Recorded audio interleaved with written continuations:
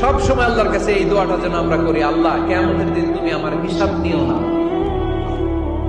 আল্লাহ তুমি আমার বিচার বসিও না, আল্লাহ তুমি দয়া করে আমারে মাফ করে দিও।